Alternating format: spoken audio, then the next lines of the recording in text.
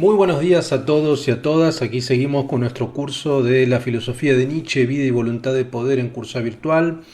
Vamos hoy a adentrarnos en Más allá del bien y del mal, que es un texto, bueno, que personalmente a mí me gusta mucho. Probablemente junto con la genealogía de la moral es mi texto favorito de Nietzsche. Por varias razones, es un texto que yo lo enmarqué dentro del periodo profético, digamos, al momento de armar el programa, obviamente por una razón cronológica, como ahora vamos a explicar, porque es el primer libro que Nietzsche publica tras la edición de Así habló Zaratustra en 1885, digamos, es el libro subsiguiente, entonces tiene que ver con los temas que trabaja en Zaratustra. Sin embargo, la forma de trabajar los temas, ello diría, es como el reverso. Es decir, si Así habló Zaratustra es un libro celebratorio, vital, es un libro del mediodía, pero en un sentido afirmativo, solar, digamos. Más allá del bien y del mal, si bien forma parte, yo creo, del periodo profético porque los temas son los mismos prácticamente, lo hace desde una perspectiva mucho más negativa y destructora. Es decir, hay un temperamento, una perspectiva que prevalece en Más allá del bien y del mal, que no es la celebratoria, sino más bien es el martillo. Acá vuelve a aparecer el martillo. Digo, si en Zaratustra aparece la figura del dios que sabe bailar, aparece la bailarina, en Más allá del bien y del mal aparece la negatividad. Aparece la crítica dura. Y también de alguna manera es, yo diría, como la bisagra del último momento de la filosofía de Nietzsche, que veremos las próximas clases, que es el momento crítico de la genealogía de la moral particularmente. Entonces vamos a empezar a analizar algunas cuestiones de Más allá del bien y del mal, y también como bibliografía complementaria voy a servirme de Nietzsche y la filosofía, no del Nietzsche de los extractos del finito que usamos la clase pasada para Zaratustra, sino de otra vez el Nietzsche y la filosofía de Deleuze, que a mí me parece un texto magnífico, ¿no? Y que sobre todo quiero centrarme también en lo complementario, en que pensemos en detalle la dinámica de lo activo y reactivo, que son palabras que yo uso y que por ahí tal vez no quedan tan claras. Entonces quiero que entendamos bien esta dinámica de lo activo y de lo reactivo. ¿Qué implica la afirmación de los valores activos? ¿Qué implica la afirmación de los valores reactivos? ¿Qué implica la superación de lo reactivo por parte de lo activo? Bueno, todo este tipo de cuestiones quiero que lo entendamos bien.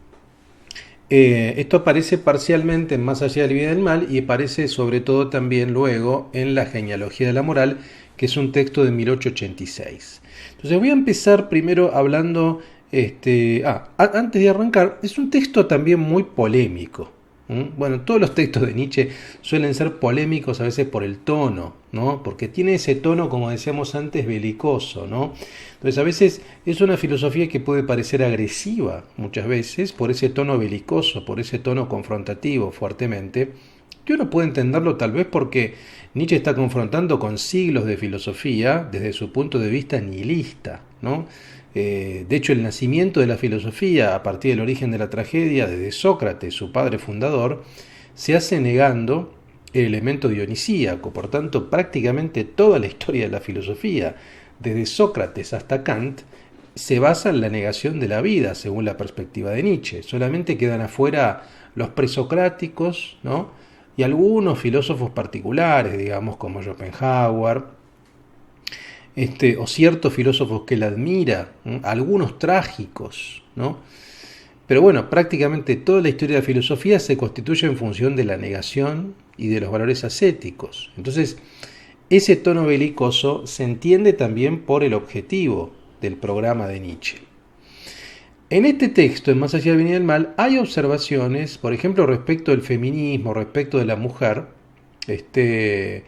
y también respecto del nacionalismo y demás, pero sobre todo en los aspectos femeninos, que así como yo digo a veces que, bueno, uno Nietzsche puede leerlo en muchos sentidos, pero el elemento aristocrático está. De igual modo que yo digo que la lectura nacional socialista de Nietzsche, digamos, es forzada, porque además no toma en consideración pasajes que analizamos, que son explícitamente elogiosos del pueblo judío, digamos, y son filosemitas, digamos, como aparece en Humano, demasiado humano. Hay pasajes que son absolutamente elogiosos, que habla de la superioridad intelectual incluso del pueblo judío, digamos.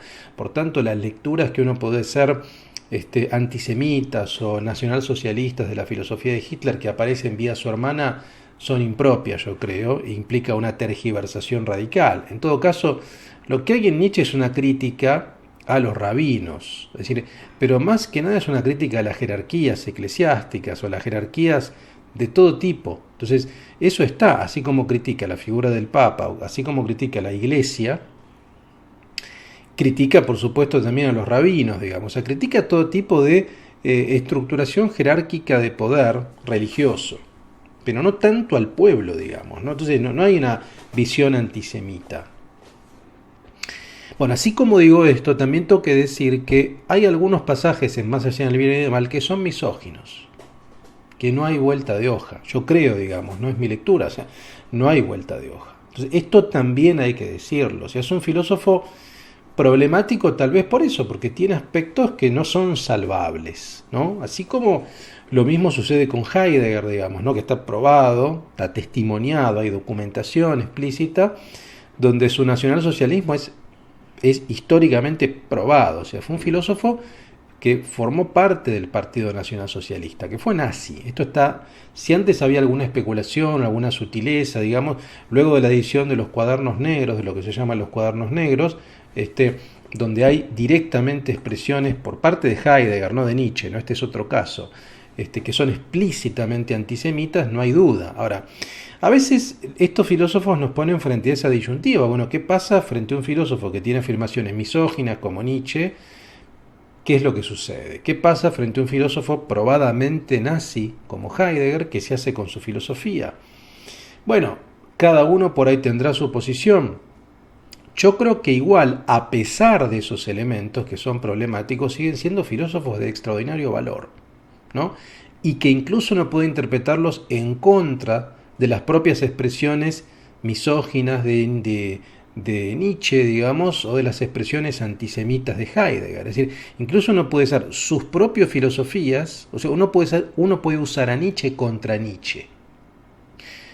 Heidegger contra Heidegger ya lo vamos a ver. Este año voy a dar en curso virtual un curso sobre Heidegger, así que ya analizaremos a Heidegger porque es un caso particular, digamos, ¿no? Que hay que situarlo históricamente y no quiero abrir esa puerta, pero quiero decir, estos elementos problemáticos de los filósofos aparecen todo el tiempo, ¿sí? Y que a veces uno puede aclarar y a veces aclarar implica aceptar. Entonces, por eso quiero decir, vamos a ver pasajes en Más allá del bien y del mal que quizá tengan este tono. Bueno, punto. Vamos a empezar primero tratando de situar el texto, en qué momento aparece la producción de este texto.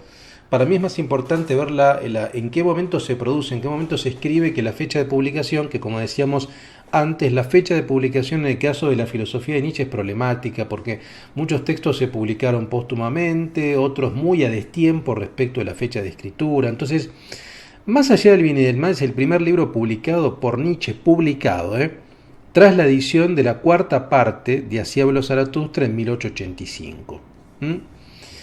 Porque también pasaba eso, a veces los textos de Nietzsche fueron desmembrados, él mismo era muy caótico, digamos, con la escritura, muchos índices que él armaba después terminaron funcionando como diferentes libros. Entonces, bueno, este texto, Más allá del bien y del mal, esta traducción que yo tengo es, esta edición es la de Orbis Hispamérica y la traducción es la de Andrés Sánchez Pascual, para mí el mejor traductor de Nietzsche al castellano. Entonces, ¿cuáles son las principales ideas de este texto, que forma parte, a mi juicio, de este periodo profético? ¿No? Bueno, las principales ideas, sin embargo, se remontan, yo creo, a varios años anteriores a la fecha de publicación, ¿no? Según da cuenta Sánchez Pascual, el traductor y especialista en Nietzsche, algunos apuntes de este libro fueron escritos ya durante el verano de 1881, o sea, 4 o 5 años antes, y están muy cercanos a la composición de Zaratustra. Por eso también lo coloqué en el periodo profético, porque, insisto, la temática, los conceptos, los temas, los problemas que aparecen en Más allá del bien y del mal son solidarios, son comunes con Zaratustra, con la composición de Zaratustra. En el prólogo de Más allá del bien y el mal, de 1886, dice Nietzsche: este libro está compuesto de anotaciones que hice durante la génesis de Así habló Zaratustra, o más exactamente durante los entreactos de esa génesis. Entonces el propio autor, el propio Nietzsche, según dice Sánchez Pascual, admite que la composición de este texto se dio casi simultáneamente a la de Así habló Zaratustra. Por tanto, el vínculo de esta obra con Zaratustra está atestiguada por el propio autor. De todos modos, las diferencias también son sustanciales, sobre todo en relación al tono, como decíamos, ¿no? Frente a la luminosidad solar, lírica y profética de Zaratustra, pasamos a la sombría seriedad, nada jovial, sarcástica y exasperada de Más allá del bien y el mal. Es un texto que tiene un tono, que es muy nietzscheano también, ese tono sarcástico, ¿no? De un humor lacerante. Eso, que tiene mucho que ver con una carcajada sarcástica. Este tono nietzscheano es muy evidente en Más allá del bien y del mal. Ahora bien, hay en este texto, yo creo, un reajuste en la mirada de Nietzsche, como decíamos antes. Y en Zaratustra prevalecía lo afirmativo, lo celebratorio, la figura de la bailarina, ese sol del mediodía potente. Aquí al revés, es notoria la dimensión negativa y de estructura. Es un texto más bien de martillo y no tanto de baile. Sobre los mismos temas probablemente, pero la perspectiva es sombría y de estructura más que afirmativa. Lo que en Zaratustra queda anegado bajo la poesía y los símbolos, aquí se reduce a una psicología impiadosa. Es un texto también, también por el tono. Zaratustra es una suerte de novela profética, poética, y este texto es un texto más bien que uno podría que tiene mucho que ver en su composición escritural con la genealogía de la moral. Es un texto bastante sistemático, es un texto donde Nietzsche despliega intuiciones psicológicas, de una suerte de psicología social, sobre naciones, sobre pueblos, sobre relaciones de poder muy finas, digamos, ¿no? Y como decíamos antes, impiadosa y sarcástica, ¿no? Se trata de una psicología de la insidia que hace aparecer sospechosos los objetos que son observados: el resentimiento, el cristianismo, el feminismo, el platonismo o las ideas modernas, ¿no? El texto está compuesto por un prólogo, por 9 secciones y un cierre en tono poético. Este libro, dirá el autor, lo cito, es en todo lo esencial una crítica de la modernidad. Este Nietzsche, ya alejado de la mirada ilustrada, por supuesto, de la etapa anterior, también se distancia del tono al interior del periodo profético en el cual está instalado, como decíamos recién. El espíritu libre, concepto central de la filosofía nietzscheana, sobre todo en la etapa positivista, ya no es un mero libre pensador, sino un espíritu que está más allá del bien y del mal. En este sentido, el libro comienza con una crítica a los prejuicios de los filósofos en relación con lo que llama Nietzsche la voluntad de verdad, en apariencia desinteresada y contemplativa, que el autor desenmascara como voluntad de poder. Este es el primer eje, yo diría, de toda la primera parte del libro, que es el ataque a la voluntad de verdad, esa búsqueda de los filósofos o de la tradición filosófica de la verdad, y de una verdad que tiene ciertas características. En principio, una verdad desinteresada, una verdad neutral, una verdad universal, una verdad aséptica. Bueno, esa voluntad de verdad para Nietzsche no existe. No se puede pensar la verdad independientemente de las relaciones de poder. Esto también preanuncia un poco lo que después Foucault va a retomar en su obra, ¿no? Yo creo que los textos más importantes para Foucault, de Nietzsche, van a ser la genealogía de la moral, sin duda, porque de alguna manera lo que va a hacer Foucault en gran parte de su obra, sobre todo en su obra de principio de los 70, del 71 hasta el 75-76, es una genealogía. Es una genealogía básicamente de poder y subjetividad, ¿no? De diferentes regímenes, ¿no? Y cómo el poder va adoptando diferentes modalidades, la disciplina, la biopolítica, y eso se da al interior de subjetividad. Cómo eso construye, cómo esas dimensiones del poder, cómo la disciplina, para ser específicos, fabrica individuos, construye actitudes, comportamientos. Bueno, de alguna manera la genealogía de la moral da cuenta de eso. Y más allá del bien y del mal también. Entonces, esta relación entre la voluntad de verdad y la voluntad de poder es importante. Tiene que ver también con lo que decíamos en las clases pasadas de la psicología del desenmascaramiento. Esto aparece también fuertemente en Más Allá, esta idea del, bueno, hay que quitarle la máscara, esta aparente neutralidad de la verdad. La verdad para el filósofo, para Nietzsche, no es más que fe a la cual se añaden razones justificadoras. En este aspecto el filósofo resulta una suerte de abogado de sus creencias, es decir, un individuo dispuesto a utilizar cualquier ardid con tal de que su convicción sea triunfante. El instinto de autoconservación como instinto central de lo viviente también será un eje fundamental de la primera parte del libro. Esta figura del abogado es muy interesante, ¿no?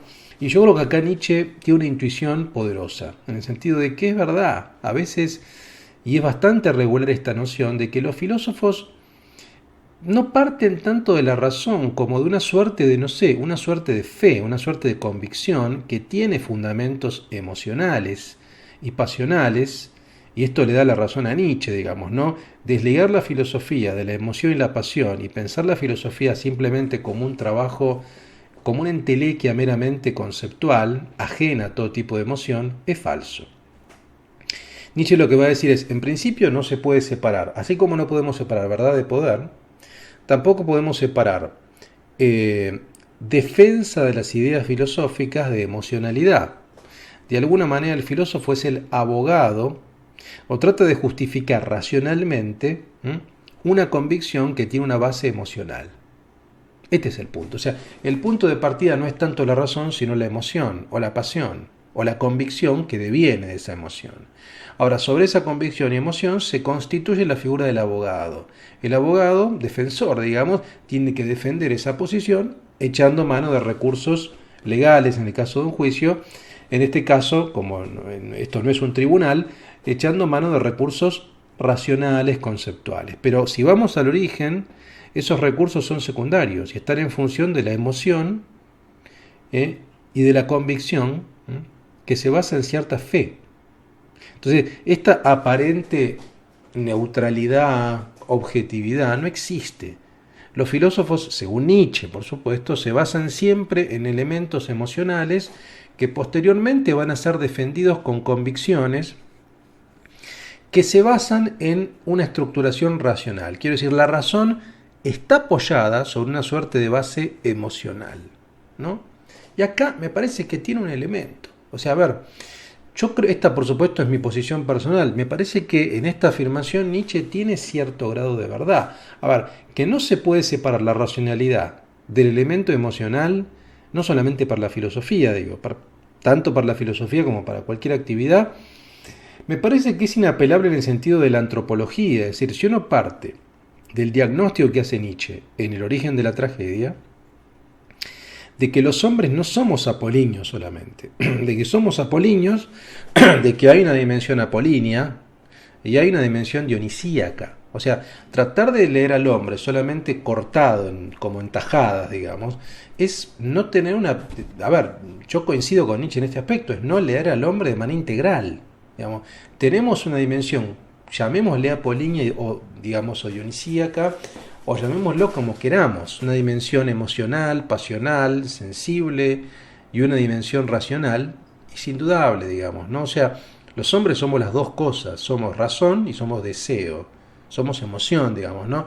Entonces, tratar de constituir una antropología en base solamente a una parte, a cualquiera de esas partes, sea la dimensión apolínea que fue la privilegiada, según Nietzsche, y yo coincido con esta evaluación, o sea también solamente la dimensión dionisíaca, porque hay que ser justo, digamos, ¿no? Tampoco los hombres son mera pulsión absoluta, digamos. Hay un elemento de evaluación, de costo-beneficio, hay un elemento de racionalidad, ¿no? Hay un elemento de matematización de lo real, eso también sucede, por supuesto. Entonces, lo que Nietzsche está planteando es, a ver, no podemos disociarlo. Entonces, ¿qué es lo que viene primero? Bueno, eso ya es una discusión más puntual, pero indudablemente no se puede disociar el fundamento o elemento emocional del elemento racional. Entonces, los filósofos muchas veces operan como abogados de sus creencias, sienten la necesidad de defenderlas. Nietzsche lo que va a decir es, en principio tratemos de dejar en evidencia que esto sucede, y luego veamos hasta qué punto tenemos que defenderlo. En este texto también aparece una fuerte, por así decir, ponderación del escepticismo. Si uno tiene un punto de vista escéptico, por definición, trata de separarse de la convicción, o sea, trata de no tener convicciones de alguna manera. Es decir, entonces ahí ya la figura del abogado defensor no tiene tanto sentido, porque de alguna manera sospecho sistemáticamente sobre toda convicción. Toda convicción es una cárcel muchas veces, ¿no? Así como toda identidad también es una cárcel. Entonces, esta defensa sistemática de identidades, decir esto en momentos de auge de identitarismos de todo tipo, de izquierda, de derecha, bueno, es como a contrapelo de alguna manera, digamos. Y bueno, en Nietzsche hay un elogio del escepticismo. Hay un temperamento escéptico que tiene que ver con, primero, dejar al descubierto esta relación entre verdad y poder, o entre emoción y razón. Y en segundo lugar, en tratar de desligarse de la figura del filósofo como abogado de sus creencias. Posteriormente, en las secciones siguientes, Nietzsche pasa por diferentes tópicos, ¿no?, ya trabajados en obras previas. Por ejemplo, se burla del afán de verdad, la necesidad de construir una nueva ciencia de la moral, el examen del intelectual europeo, el análisis de la mujer y la feminidad, sobre todo una crítica de la emancipación femenina. Bueno, aquí aparecen algunas observaciones que pueden ser interesantes y otras, como dije al principio, que son rozando la misoginia o de modo directo misóginos, ¿no? Como decíamos, según su criterio falaz, la figura también del buen europeo, encarnado en el espíritu libre opuesto a la casta del poder gobernante. Y por último, es particularmente destacable la recuperación de Dioniso. Acá aparece otra vez una recuperación de la figura del origen de la tragedia, en un sentido diferente al origen de la tragedia, mientras que en esta obra era ante todo un símbolo estético Dionisos, ¿no?, que tenía que ver por supuesto con la tragedia.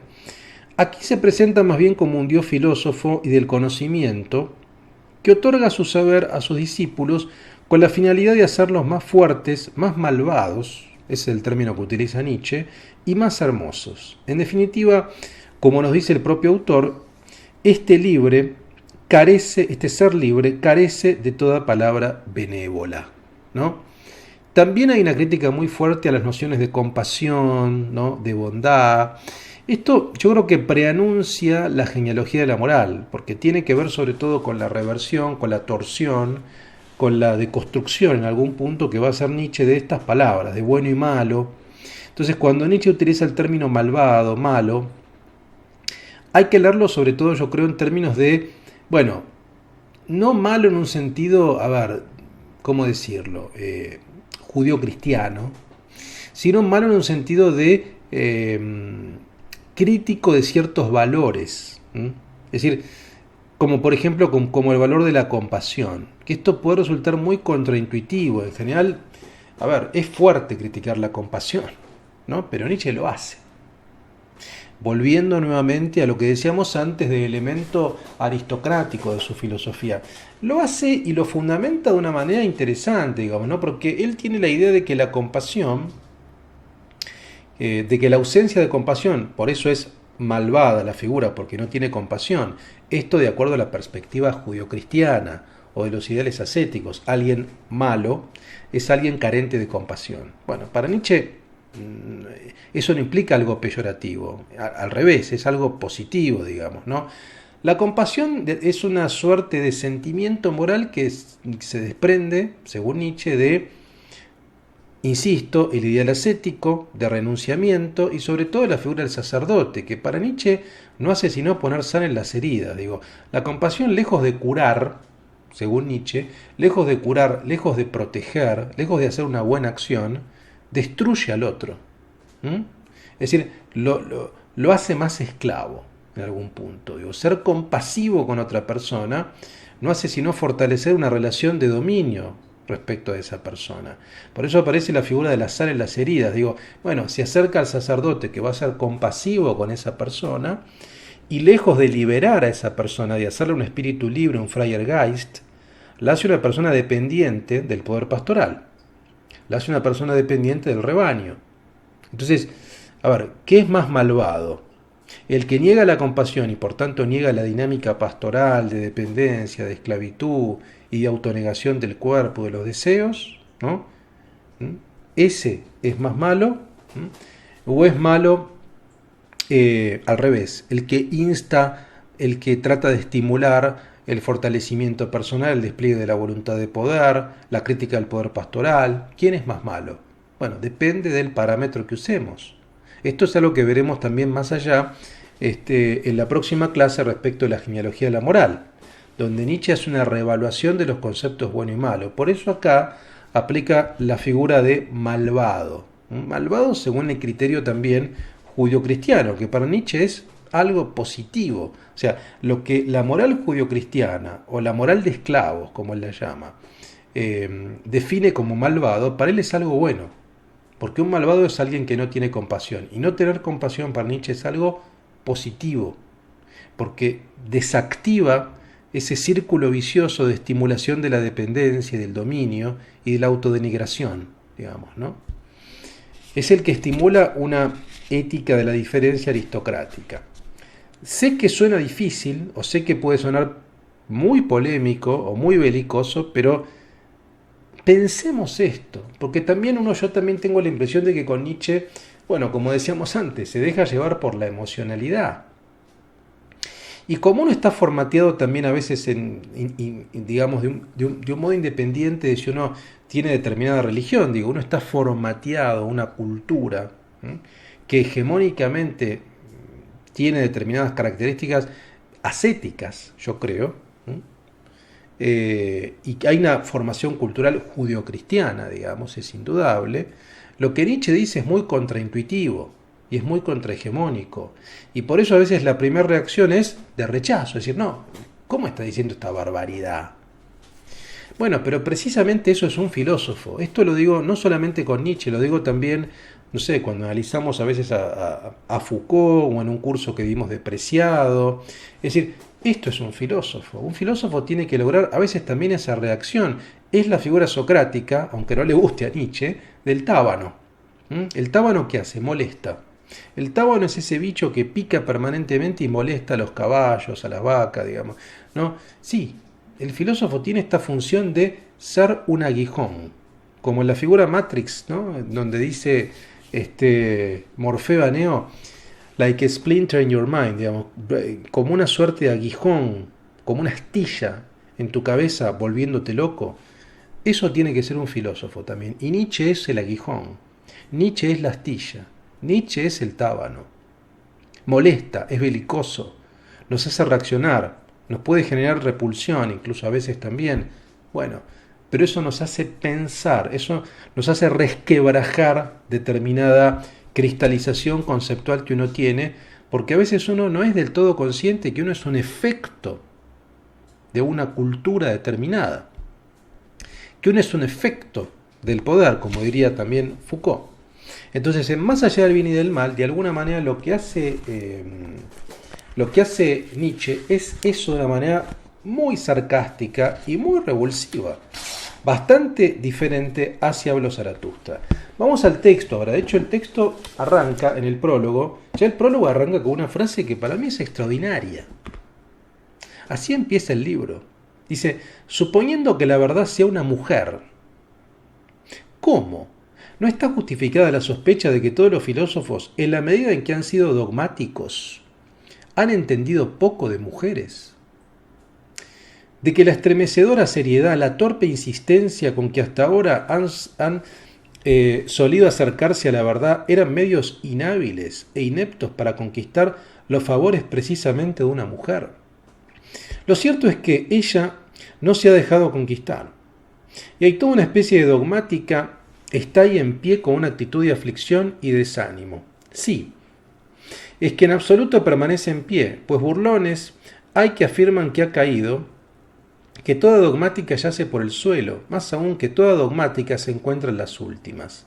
Hablando en serio, hay buenas razones que abonan la esperanza de que todo dogmatizar en filosofía, aunque se haya presentado como algo muy solemne, muy definitivo y válido, acaso no haya sido más que una noble puerilidad y cosa de principiantes. Acá ya este arranque es letal, yo creo. O sea, es hablando del aguijón, hablando del martillo, esto es una masa. A mí me sigue produciendo esto, lo digo como alguien que trabaja, que soy doctor en filosofía y que doy clases ya hace 20 años, digamos, y no puedo dejar de evitar esta impresión fuerte cuando arranco más allá del bien y del mal, digamos, ¿no? Porque hay tantas cosas que pensar acá. Ya la primera frase, suponiendo que la verdad sea una mujer, es extraordinaria, es complejísima, digamos. ¿Cómo? Dice, y luego dice, no está justificada la sospecha de que todos los filósofos, en la medida en que han sido dogmáticos, ahí también presupone el dogmatismo de los filósofos, lo cual yo considero que es muy real eso, digamos, ¿no? Esta idea de la convicción defendida como un abogado. ¿Han entendido poco de mujeres? ¿No? Y ahí aparece la torpeza, la inhabilidad, etcétera, ¿no? Pero esta idea de la verdad como una mujer, la verdad como una mujer, y el acercamiento dogmático a la verdad barra a la mujer, tal vez, ¿no? Bueno, hay muchos elementos que aparecen allí. Si vamos un poco más adelante, vamos a la parte que se llama el espíritu libre, la sección segunda, el espíritu libre, ¿no? Y acá también hay una frase interesante y fuerte de Nietzsche. En el parágrafo 29 dice, se los voy a leer todo porque es breve, dice, es cosa de muy poco ser independiente. Este es un privilegio de los fuertes. Y quien intenta hacerlo sin tener necesidad, aunque tenga todo el derecho a ello, demuestra que probablemente no es solo fuerte, sino temerario hasta el exceso. Se introduce en un laberinto, multiplica por 1000 los peligros que ya la vida trae consigo de por sí. De estos no es el menor el que nadie vea, con sus ojos y como en donde él mismo se extravía, se aísla y es despedazado trozo a trozo por un minotauro, cualquiera de las cavernas de la conciencia. Suponiendo que ese hombre perezca, esto ocurre tan lejos de la comprensión de los hombres que éstos no lo sienten ni compadecen. Y él no puede ya volver atrás, no puede retornar ya tampoco a la compasión de los hombres. Acá aparece la figura de la compasión. Pero primero, vean cómo arranca también esta frase, dice, es cosa de muy poco ser independiente. Acá aparece el aristocratismo de Nietzsche, es de pocos. Este es un privilegio. Ahora, esos pocos en potencia, a ver, cualquiera podría formar parte de esos pocos. No es que esos pocos tienen que ver con una cuestión de casta, o tienen que ver con una cuestión de sangre o de dinero. No, es de pocos. Es un privilegio de los fuertes. ¿El fuerte quién es? Bueno, el activo, el que despliega su potencia, ¿no? Entonces, la independencia tiene que ver con el alejamiento de la figura de la subjetividad reactiva, es decir, el superhombre, básicamente, ¿no? Esta es la idea. El espíritu libre, hay una relación muy clara, yo creo, entre el espíritu libre y el superhombre, digamos. Son como dos figuras que Nietzsche utiliza alternativamente. Dijimos que este texto estaba escrito en gran parte en 1881, en los años previos a Zaratustra. Bueno, en ese momento ya aparecía la figura del espíritu libre, ¿no? Entonces, y después aparece Zaratustra, pero en cualquier caso Zaratustra es como otro avatar del espíritu libre. Y acá nuevamente lo afirma, el espíritu libre es privilegio de pocos, de unos fuertes. Los fuertes son los que despliegan la potencia.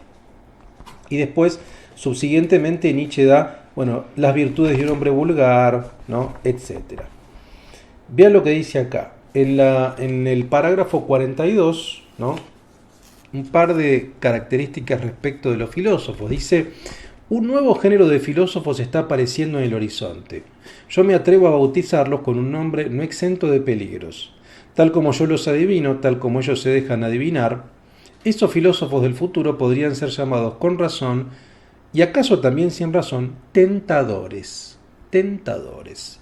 Este nombre mismo es en última instancia solo una tentativa y, si se quiere, una tentación.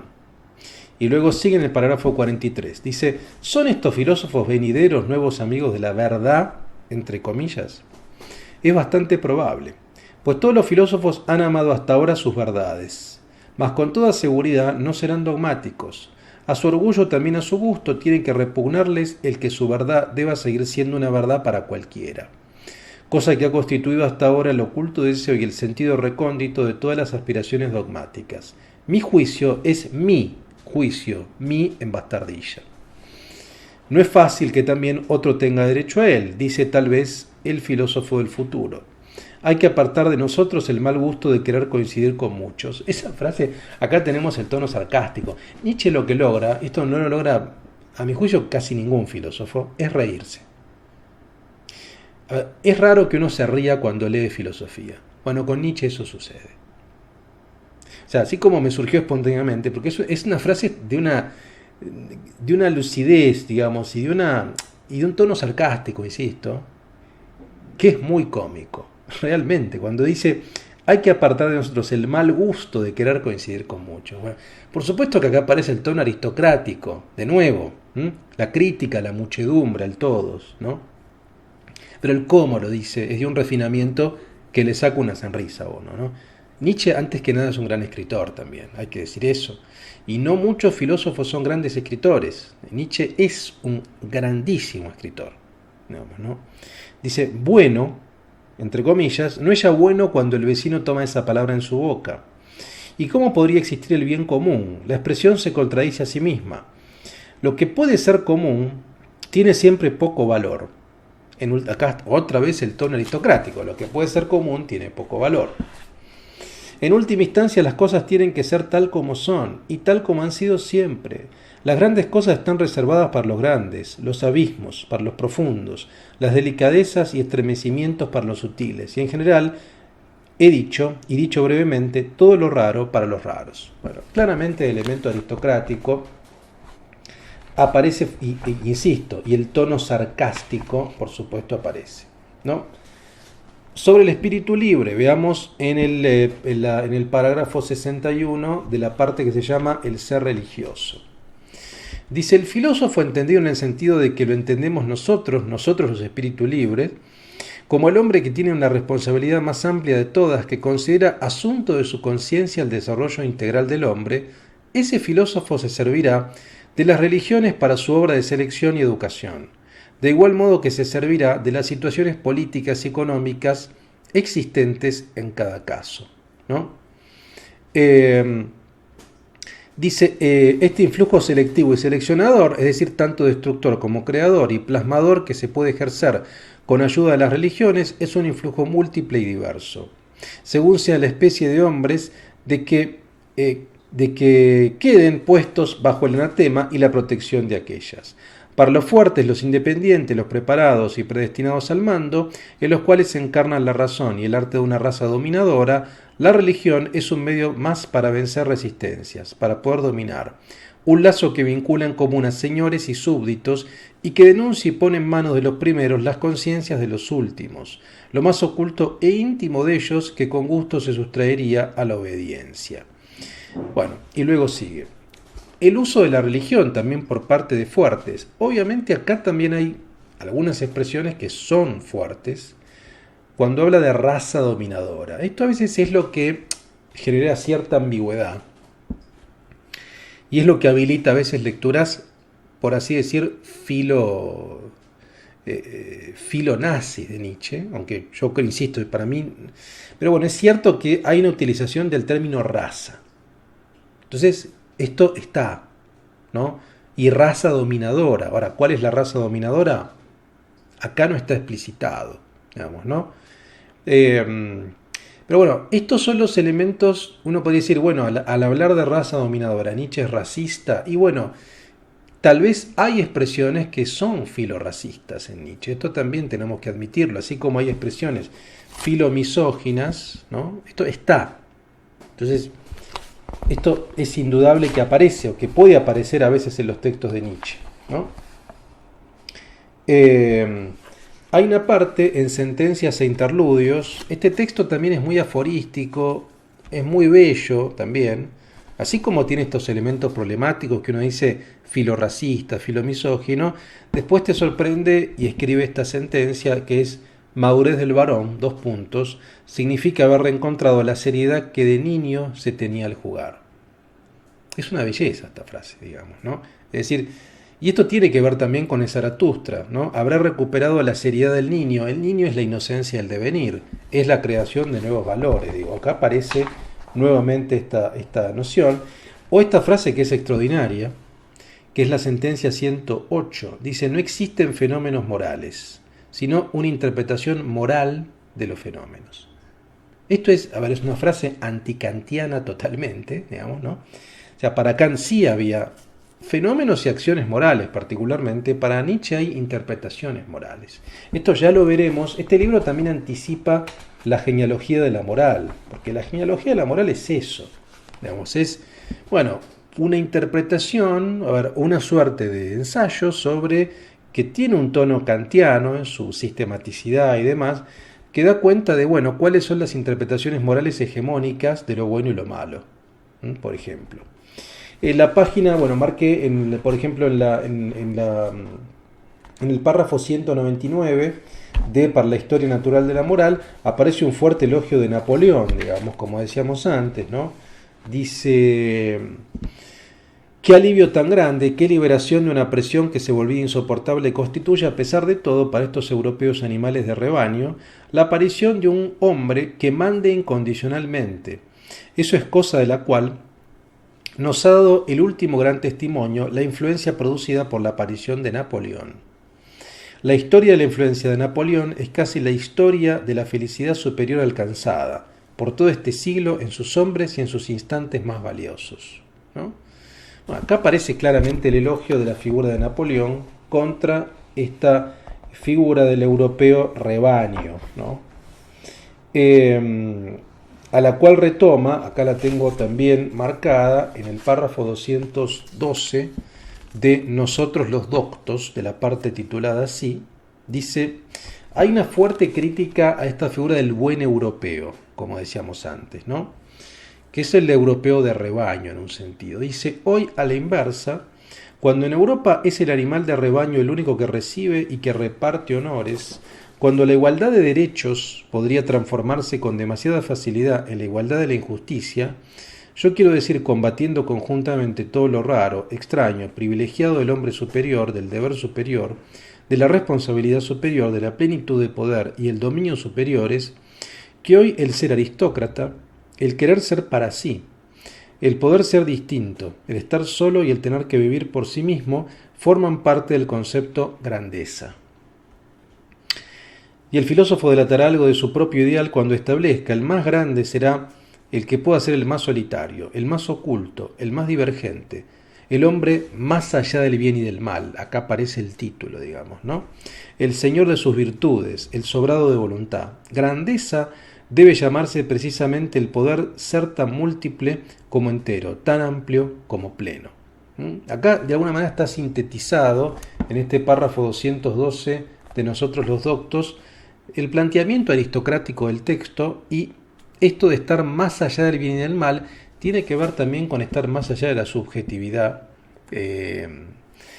digamos, por así decir, ascética, que estaba no más allá, estaba dentro del bien y del mal, ¿no? En esa clave. Estar más allá del bien y del mal tiene que ver con estar en sintonía con el superhombre. El superhombre está más allá del bien y del mal, digamos, ¿no? Y por supuesto aparecen todas estas virtudes aristocráticas del ser para sí, de la probidad, de la plenitud de poder, del estar solo. Bueno, esto es lo que llama la grandeza Nietzsche. Bueno, después en toda la parte que se llama Nuestras Virtudes, en este capítulo llamado Nuestras Virtudes, en el párrafo 232, ahí aparecen algunas observaciones respecto de la mujer y respecto del feminismo, ¿no? Entonces vean lo que dice en el párrafo 232. Dice, la mujer quiere llegar a ser independiente, y para ello comienza ilustrando a los hombres acerca de la mujer en sí. Este es uno de los peores progresos del afeamiento general de Europa. Pero ¿qué habrán de sacar a la luz esas burdas tentativas del cientificismo y autodesnudamiento femeninos, ¿no? Acá yo creo que este pasaje es un pasaje interesante de Nietzsche, ¿no? Porque esta crítica a la mujer en sí, qué es la mujer en sí, digamos, ¿no? A cierto universalismo de mujer, en algún sentido uno podría decir, bueno, puede ser, ¿no? En el mismo pasaje, en el mismo párrafo, el párrafo 232, vean lo que dice, ¿no? Dice, pero no quiere la verdad. ¿Qué le importa la verdad a la mujer? Desde el comienzo nada resulta más extraño, repugnante, hostil en la mujer que la verdad. Su gran arte es la mentira. Su máxima preocupación son la apariencia y la belleza. Confesémoslo, nosotros los varones, nosotros honramos y amamos en la mujer cabalmente ese arte y ese instinto. Nosotros a quienes las cosas nos resultan más difíciles y que con gusto nos juntamos para nuestro alivio con seres bajos, cuyas manos, miradas y delicadas tonterías perecenos, casi una tontería nuestra seriedad, tonterías parécenos, casi una tontería nuestra seriedad, nuestra gravedad y profundidad. Finalmente yo planteo esta pregunta, y acá vienen las afirmaciones que son claramente misóginas de Nietzsche. Esto es, a ver, toda esta primera parte también, digamos, donde está hablando de la mentira, uno podría decir que, bueno, a ver, el elogio de la mentira, de la apariencia, de la belleza respecto a la mujer, puede ser incluso entendido como como una virtud en el sentido nietzscheano, porque Nietzsche elogia estos elementos, elogia la ligereza, critica la profundidad. Esto no lo dice respecto de las mujeres, lo dice también respecto de los hombres, digamos, ¿no? Es decir, la idea de que el tipo de vida que Nietzsche va a defender, la vida activa, contra la vida reactiva, es una vida de fábula, es una vida estética. Entonces, estos elementos estéticos, bueno, no necesariamente tal vez implicarían algo denigratorio. Pero esto ya sí, esto ya es indudablemente recusable. Dice, finalmente yo planteo esta pregunta, ¿alguna vez una mujer ha concedido profundidad a una cabeza de mujer? Justicia a un corazón de mujer. Y no es verdad que a grandes rasgos la mujer, entre comillas, ha sido hasta ahora lo más desestimado por la mujer y no en modo alguno por nosotros. Nosotros los varones deseamos que la mujer no continúe desacreditándose mediante la ilustración. Así como fue preocupación y solicitud del varón por la mujer el hecho de que la iglesia decretase calle la mujer en la iglesia, fue en provecho de la mujer por lo que Napoleón dio a entender la demasiado locuaz Madame de Staël, calle la mujer en los asuntos políticos. Y yo pienso que es un auténtico amigo de la mujer el que hoy le grita a las mujeres, calle la mujer acerca de la mujer. O sea, bueno, esta parte es poco defendible, por supuesto, digamos, ¿no? Hay expresiones que son bastante recusables, ¿no? Etcétera. Bueno, todo esto, si quieren ampliarlo, lo pueden leer a partir de más o menos del párrafo 231, 232, 233, 234. A ver, sobre esto es indudable, hay mujeres especialistas en Nietzsche, ¿no? Quizá para la próxima clase voy a traer un texto que salió hace poco, que editó Galerna en la colección de la Revuelta Filosófica, que dirige Lucas Suárez, que es muy buena. Ese libro, digo, hay un libro sobre Nietzsche, que si mal no recuerdo, perdón, pero quiero chequearlo bien, creo que es de Gabriela Balcarce, pero la próxima clase en todo caso voy a traerlo, donde ella hace un análisis muy interesante, no sé si es de Balcarce o de Virginia Cano, creo que es de Virginia Cano, que realmente hace un análisis interesante sobre Nietzsche, criticando, por supuesto, todos estos aspectos, digo, el aspecto misógino, racista que puede aparecer a veces en sus textos, y a pesar de esos aspectos lo reivindica, o de alguna manera yo creo que lo que uno tiene que hacer es esto que yo planteaba antes, ¿no? Es Nietzsche contra Nietzsche, ¿no? O sea, es muy paradójico que a veces Nietzsche tenga estas expresiones que son despreciables a veces, pero uno tiene que tamizar el pensamiento de Nietzsche precisamente por esa crítica impiadosa, ¿no?, a estas afirmaciones, digamos, ¿no? El mismo Nietzsche que puede decir esto, este tipo de sentencias misóginas, es el Nietzsche que también nos insta a criticar la voluntad de verdad. Entonces, parecería que él mismo se olvida de esa crítica de la voluntad de verdad. ¿Por qué Nietzsche dice esto respecto de la mujer? Es casi un lugar común decir esto. Bueno, ¿cómo puede ser que ese lugar común no sea atacado? Uno tiene que usar las herramientas que nos provee Nietzsche para criticar al propio Nietzsche también. Esto es lo que digo, ¿no? Es Nietzsche contra Nietzsche. Bueno, vamos a leer aunque sea un par de... Luego también hay observaciones muy interesantes sobre Francia, sobre Europa. Y el último capítulo, si mal no recuerdo, o el anteúltimo, después viene una suerte de cierre poético, que se llama ¿Qué es aristocrático? Este texto, insisto, está todo atravesado, las diferentes, digamos, expresiones fuertemente aristocrático. Y acá da una definición muy clara Nietzsche sobre lo aristocrático. Dice, en el arranque, dice, ¿qué es aristocrático? El párrafo 257 dice, toda elevación del tipo hombre que ha sido hasta ahora obra de una sociedad aristocrática, y así lo seguirá siendo siempre, la cual es una sociedad que cree una larga escala de jerarquía y de diferencia de valor entre un hombre y otro hombre, y que en cierto sentido necesita de la esclavitud. Sin embargo, sin el patos de la distancia, tal como éste surge de la inveterada diferencia entre los estamentos, de la permanente mirada a lo lejos y hacia abajo dirigida por la clase dominante sobre los súbditos e instrumentos, y de su ejercitación asimismo permanente en el obedecer y el mandar, en el mantener a los otros subyugados y distanciados. No podría surgir tampoco, en modo alguno, aquel otro patos misterioso, aquel deseo de ampliar constantemente la distancia dentro del alma misma, la elaboración de estados siempre más elevados, más raros, más lejanos, más amplios, más abarcadores. En una palabra, justamente la elevación del tipo hombre, la continua autosuperación del hombre, para emplear un sentido sobremoral, en sentido sobremoral, una fórmula moral. Bueno, acá está claramente la definición. Lo aristocrático tiene que ver con la diferencia y con la jerarquía. Ahora, esa diferencia y esa jerarquía no se da necesariamente por elementos, insisto, por los elementos del dinero, o de la sangre azul, o de los títulos nobiliarios, sino precisamente por este despliegue de potencia. Esto lo pueden hacer unos pocos, pero en potencia lo podrían hacer todos. Sin embargo, lo hacen pocos porque, como dice Nietzsche acá, ser independiente es un privilegio de los fuertes. Hay todo un léxico, una resonancia que puede generar, que puede chocar cuando Nietzsche habla de dominar. Es cierto, es muy belicoso, digamos, ¿no? Y puede chocar.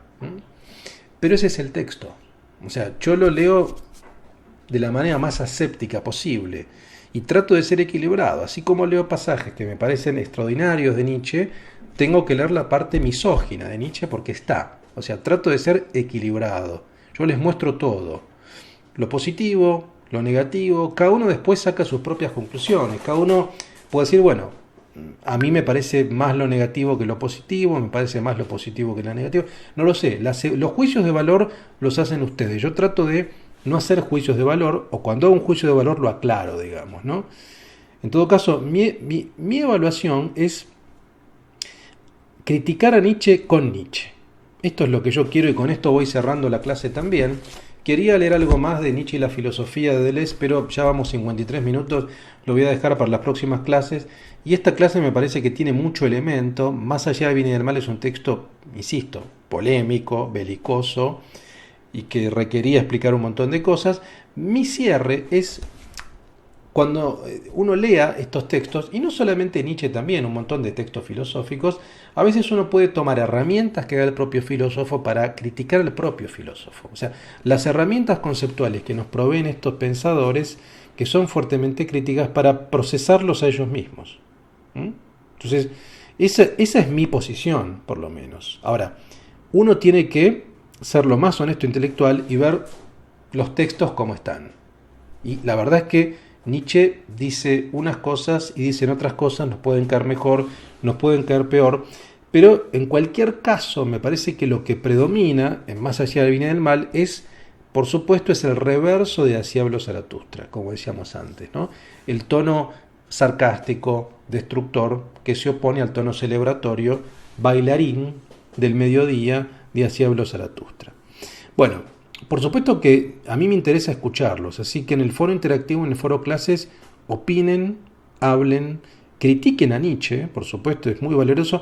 Para la próxima clase voy a traer este texto de Virginia Cano, estoy seguro que es de ella, sobre Nietzsche, donde lo critica desde una perspectiva nietzscheana. O sea, critica a Nietzsche desde una perspectiva nietzscheana. Esto es lo interesante.